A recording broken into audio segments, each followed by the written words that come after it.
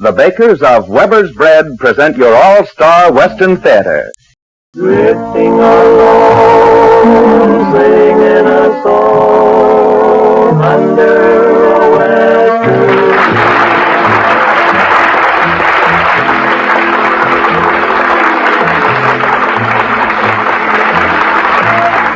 From Hollywood comes your all-star Western theater, starring America's great Western singers, Foy Willing and the Riders of the Purple Sage. Our guest today is one of Hollywood's bright new stars, Miss Jean Rogers, with a story of the West written especially for her. My name is Cottonseed Clark, and here are the Riders of the Purple Sage.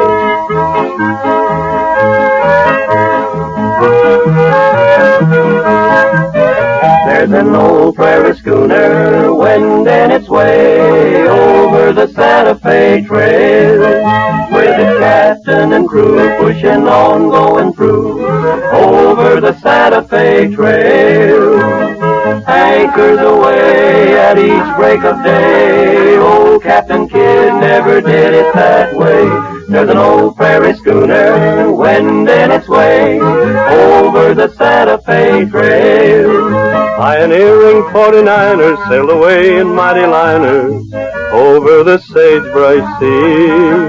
Sailed away to far-off lands, to the rolling, burning sands, out on the lone prairie.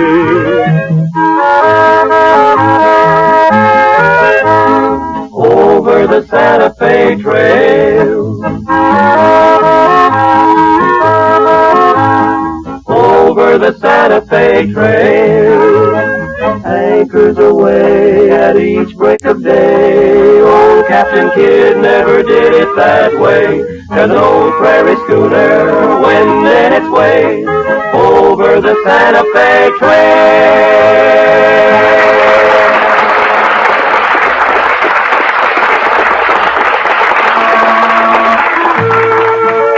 We hear a lot about the romantic cowboys of the Old West, but little is said about the cowgirls who lived in the great cattle ranges.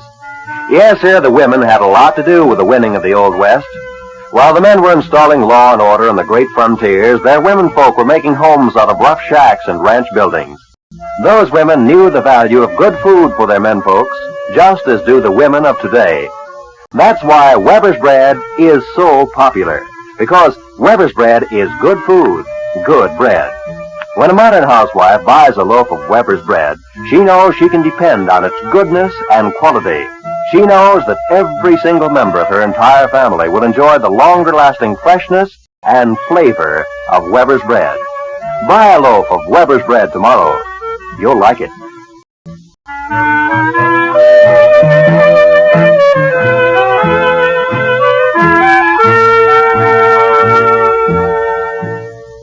The likes and dislikes of music lovers may differ, but the Western fan goes to the head of the class for enthusiasm.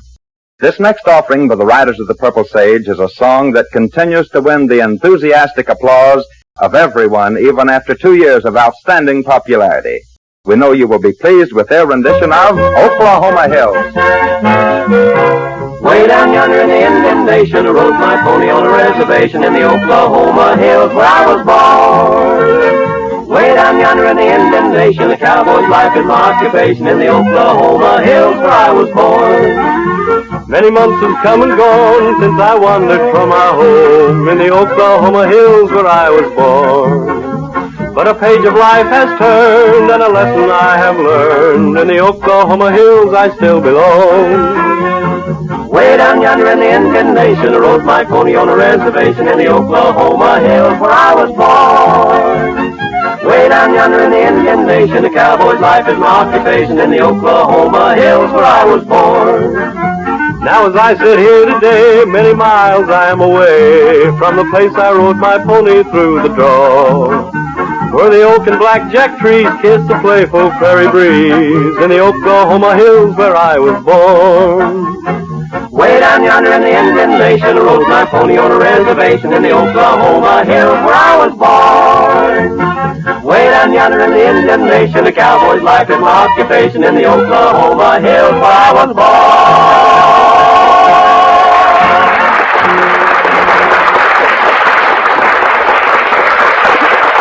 Your All-Star Western Theater has a special treat in store for its listeners today as we welcome a personal appearance from the screen's fine actress and grand new star, Miss Jean Rogers. Although not of the Western screen, she likes the West and the people in it. She's our kind of folks. And here she is as Jane East in a story of the West entitled, Miss East Goes West. Ladies and gentlemen, sweet and lovely Miss Jean Rogers.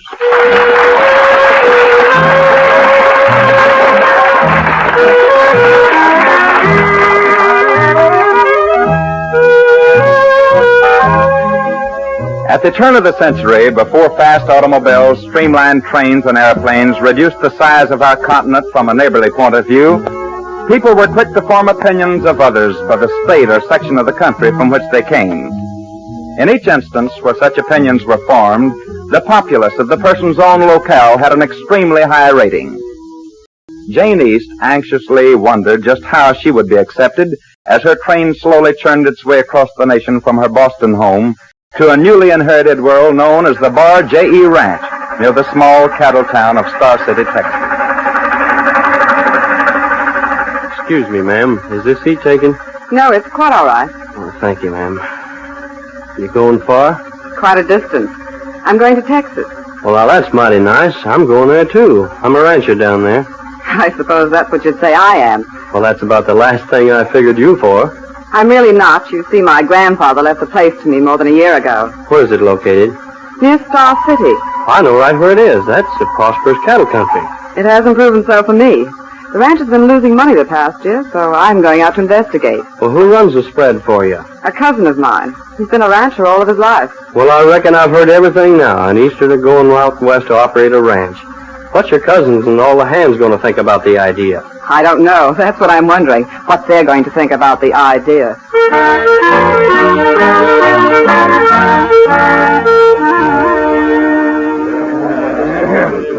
What's the idea, boss, of calling all of us together like this? I got some news for you, men. Is everybody here? Yeah? Well, that new hand Hartman isn't around. Must have gone into Star City. Oh, it isn't important to him anyhow. You ain't going to tell us some more of our cattle are missing? Worse than that as far as I'm concerned. You boys are going to have a new boss. A new What boss? are you talking about? Now, as most of you know, when old Grandpa East died, he left the Bar J.E. layout to my cousin Jane from Boston. She got our last annual report showing losses for the year. She decided to come out and run things herself. She's due here on the Star City local tomorrow noon. Well, what are you doing about that? I'll declare. Well, look, Bob, now, it's all right, but she's a woman and she's an Easterner. Yeah. Yeah, you can't even understand how they talk. Yeah, they always say cotton, Sean. Yeah, and women don't know nothing. I quit. Yeah, that goes for me, too. I ain't taking orders from nothing with a dress on, especially from Boston.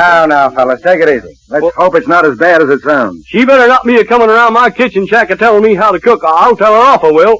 Yeah. Might make things a little inconvenient for her if we decide. She might decide to go back home and let me run things if I can get this spread straightened out of the hole, see? In other words, we give the old girl a full-grown dose of ranch That's life. the idea. That's what I call a right pert idea. After all, I've worked hard to make a go of this place, haven't I, boys? Yes. But with all the cattle thieving that's been going on, there ain't nobody could do any better, could they? Right. Well, what does this cousin of yours look like, boss? I've never seen her. I don't know anything about her. More than likely some old nosy biddy in a hoop skirt. Well, she better steer clear of my kitchen. Women ain't got no business on the ranch unless they're married to the boss, and then they're a dang nuisance. Did I hear somebody say they're getting married? No, Hartman. I was just going over some business with my regular hand. Well, sorry, boss. I didn't mean to interrupt. Oh, on second thought, I've got a chore for you tomorrow. Sure, what is it? My cousin, a Miss Jane East from Boston, will arrive in Star City at noon.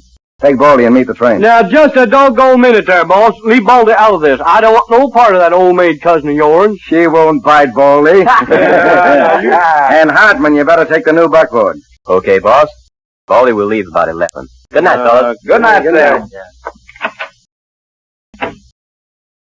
And, boss, you don't seem to like this new hand much. I don't like to get too friendly with a new man until I know who they are and what they are. Well, he seems like an all right guy to me. Yeah? Yeah. We'll see how he works out.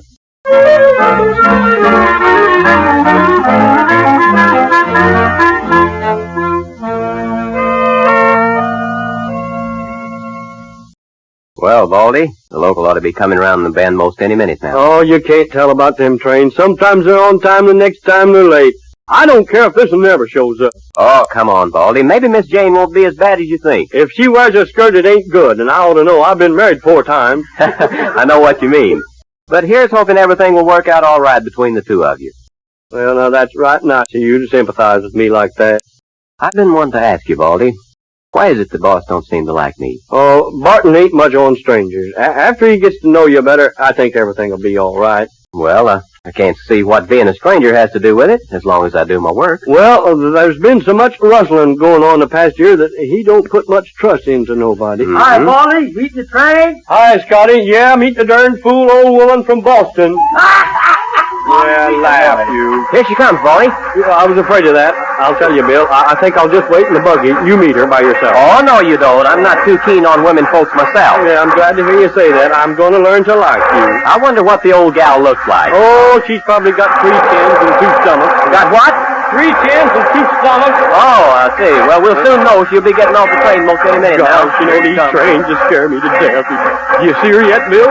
Well, I don't see anybody getting off but old man Jenkins and that pretty young woman there. Well, what's old man Jenkins doing with her? I don't believe he's with her. They just got off together. Say, that pretty gal is heading this way.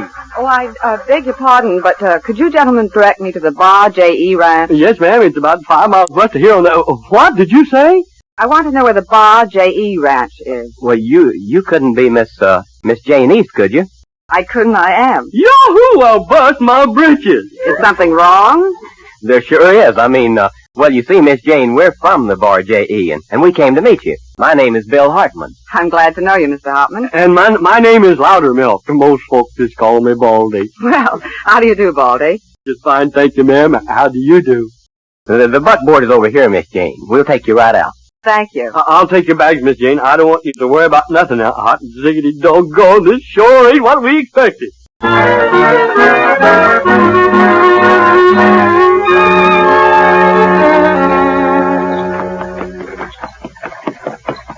You see, Miss Jane, I'm new at the ranch, so I can't rightly say how everything is. Oh, I was just asking to make conversation. After all, you boys haven't said very much since we left the railroad station. Well, I reckon it's because we didn't expect anybody, anybody like you. Is that so? Just what did you expect? Well, someone with... With 3 chins and 2 stomachs. Yeah, 3 chins and 2 stomachs. Yeah, I mean, Well, I hope I didn't disappoint you. Oh, you sure didn't. Of course, Baldy here just naturally don't like women. That is a lie. I like all women except them I've been married to. There ain't nobody that appreciates a good, pretty woman more than I do, and if you ask me, the rest of the boys are going to really be surprised when we get you home. I'm sure we'll all get along splendidly, Baldy. Oh, I'm sure we will, Miss Jane. And by the way, if you got any good recipes, I'd be mighty glad to cook something up for you. Hot diggity dog, will I churn up a mess of victuals for you. I reckon we can look for Baldy to really put on the dog with his cooking now. Well, I ain't one to brag, but you ain't going to see no bones under the skins of them cowhands I've been a-cooking for her. Here comes Bill and Baldy with her now. All right, boys, be on your good manners. All right, let's go. Come on in here. You going to kiss her, boss? You know she's your cousin. All right, you Mavericks, let up now. No funny stuff. Hey, she don't look so bad from here. Hey, boss, you reckon they got the wrong person by mistake? Look at that. She's as pretty as a spotted guinea hen. Well, from the looks of her, my kinfolks ain't so bad. You're not kidding. Oh, here they are. Hey, boy, did you Well, boss, here she is. Cousin Jane, this is mighty nice seeing you. Hello, Bob. Here, I'll help you now, Miss I'll be Jane. proud to help you. Yeah, now, boys, take it easy. Hello, boys. Now that I've met you, Bob, I know all my relatives. Oh, Bill, put the team up. All right, boss. And, Baldy, you better get some food ready for Miss Jane. Yes, sir, boss. I got a special meatloaf I'm going to have you try, Miss Jane. It's the best thing you've ever tasted. I'll have dinner in about an hour, boys.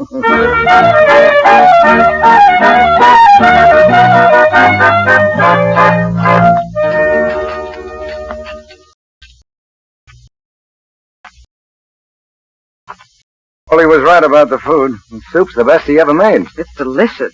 He's awfully nice, too. Here he comes with that meatloaf. Well, Baldy, it looks like I hit the nail on the head when I said we're going to put on the dog with your cooking. Well, I'm afraid this is going to taste more like I cooked up the dog. Something went wrong. He's just modest, Jane. Here you are, dear. Help yourself. Thank you. Baldy's all right, and I think he's a good cook, too. Oh, now, you don't have to say that, Miss Jane. Well, I mean it.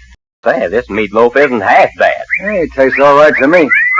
Jim, where have you been? You're generally the first one at the table. Been looking for spots. You know that fool dog's been missing more than an hour now. Oh!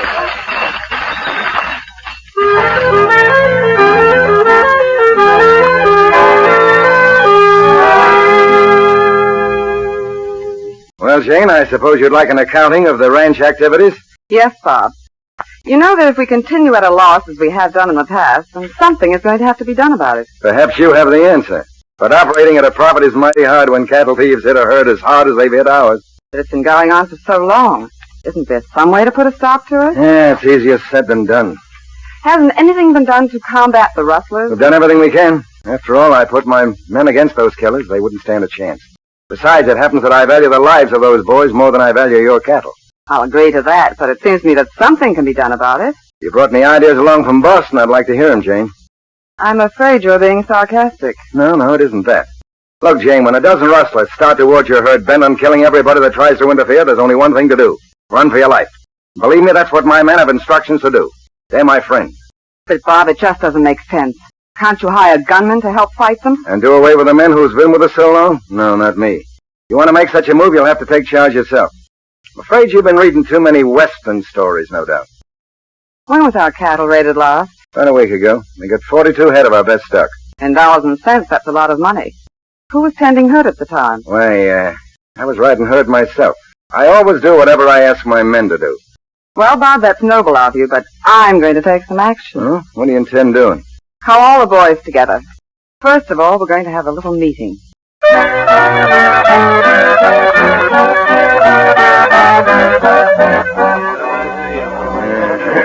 Now, boys, I've called you together to tell you that I'm going to hire another crew of men to tend herds. Wait a minute. Every one of you will continue to get your wages.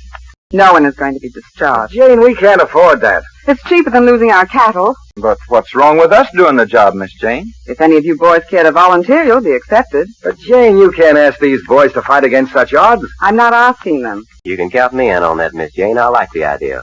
How long have you been here at the ranch, Bill? Oh, about 6 weeks. Now, how about the rest of you? You can count me in, Miss Jane. I think we should have done this a long time ago. Yeah, me too. I think it's a good idea. Yeah, I do too. Jane, I tell you, this is a mistake. The boys are making their own choice, Bob. Jim, I'd like you and Bill to hire about 6 more men to help you. I want those cattle guarded day and night. What's wrong with me hiring the men, Jane? After all, I'm running the place for you.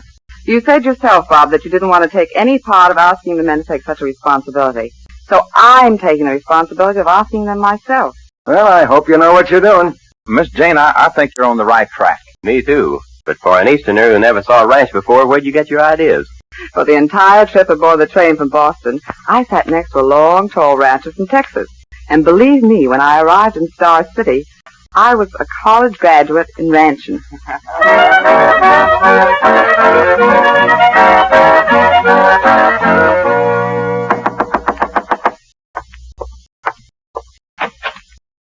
Why, hello, Bill. Howdy, Miss Jane. What brings you here at this hour of the night? I'd like to talk with you for a few minutes.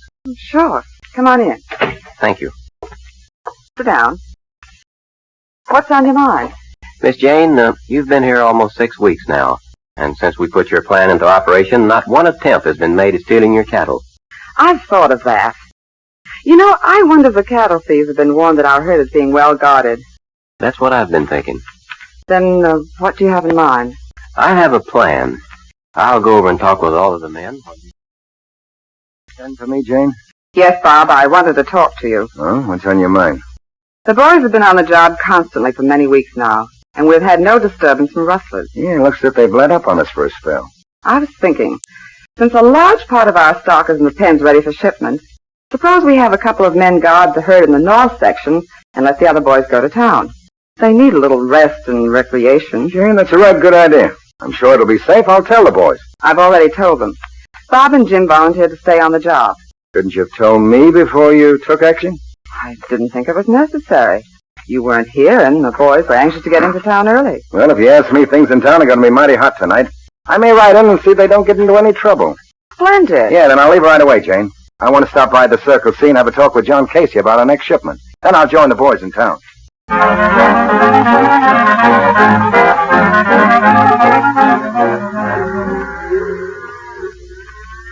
You men have your orders, so I'd suggest that you ride in behind those rocks there and just wait.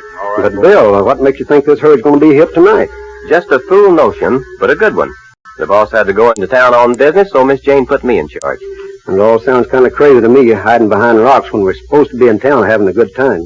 It may be, but it won't hurt to try. Now, it's coming dark, and you men may have a long wait. So move on back there where you won't be seen. The way these cattle are bunched up in this notch, it'll be a cinch to trap anyone that makes a play for them. Jim and me will stay out in the open here. Okay, Bill. I hope it works. Come on, boys. Let's get going.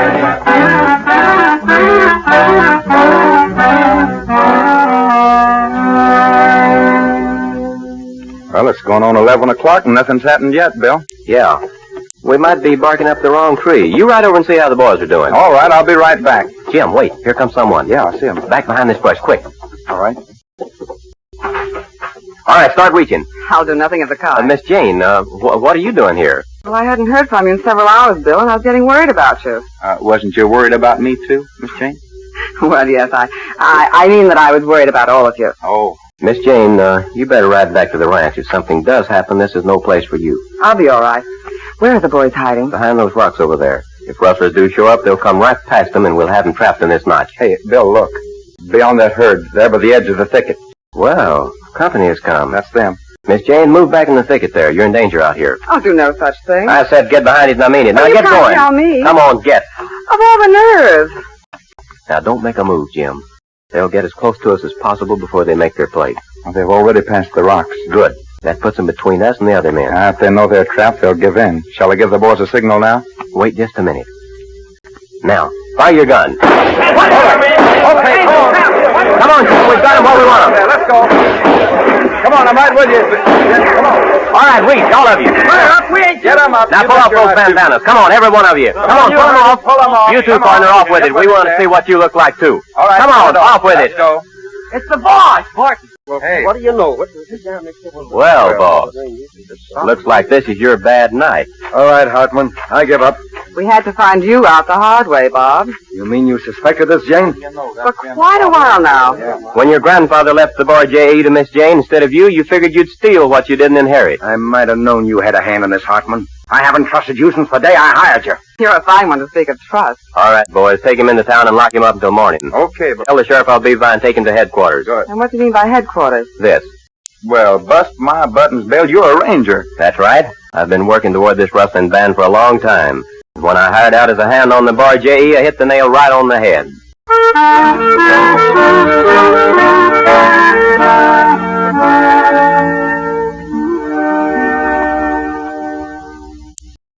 Well, Miss Jane, I hope you have a lot of luck with your ranch now. I'd feel a lot better if I had you as a foreman. There's nothing I'd like better except, Except being a ranger. well, that wasn't what I was thinking. But we'll let that do for the time being. I'm going to miss you. Do you really mean it? More than anything. In that case, I've got to send a telegram to headquarters. What do you mean? I think I'd rather be your, foreman.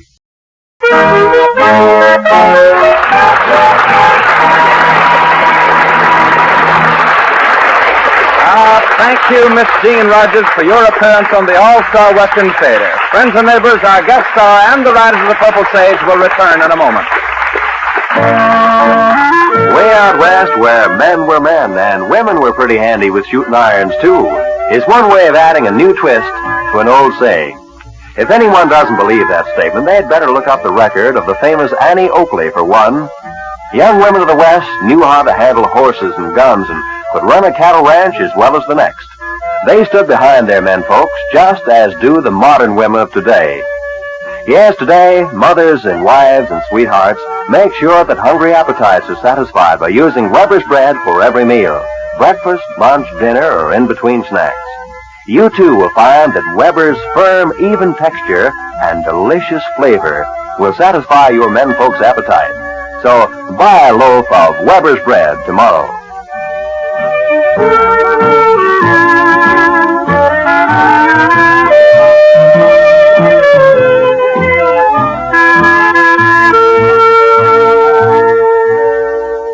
And now, friends and neighbors, here is Foy Willing with our guest star, Miss Jean Rogers.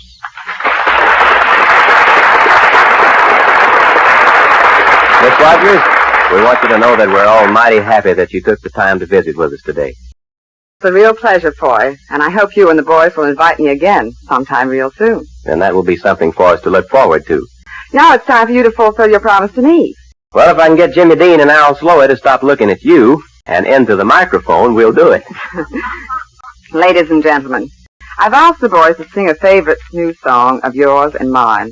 Although it isn't classed as a Western song, it has the same simple sincerity that makes Western music so very popular this day and time.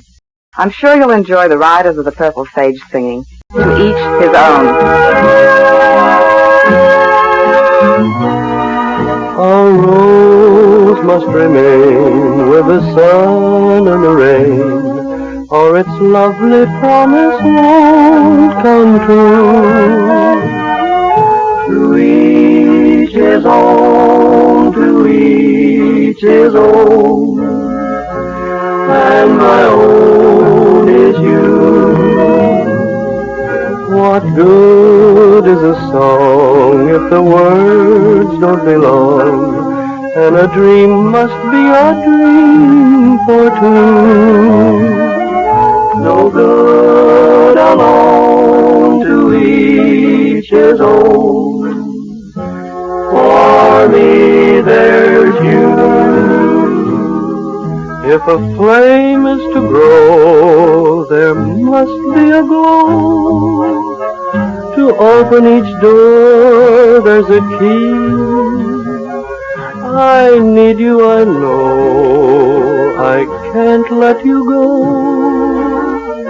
Your touch means too much to me.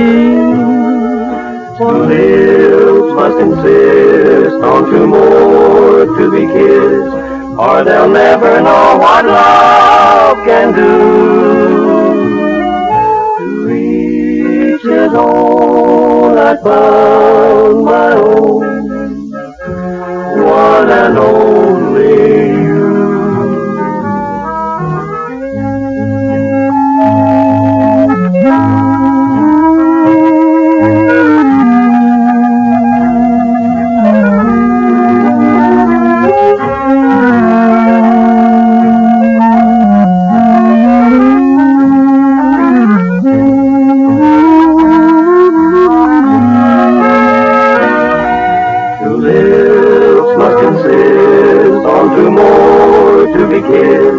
Or they'll never know what love can do.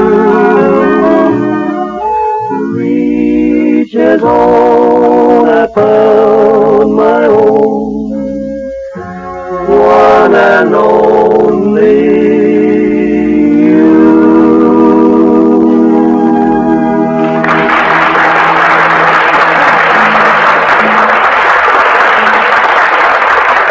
Drifting along, singing a song under a western moon. From Hollywood, you've heard your all-star Western theater, a V.M. Bear production starring Foy Willing and the Riders of the Purple Sage. Our guest star for today has been that popular star of the screen, Miss Jean Rogers. My name is Cottonseed Clark. Miss Rogers has been currently starred in the Paramount production Hot Cargo with William Gargan and Philip Reed and Republic's Gay Blades. The Riders of the Purple Sage may be seen in Republic's all-color Western Out California Way.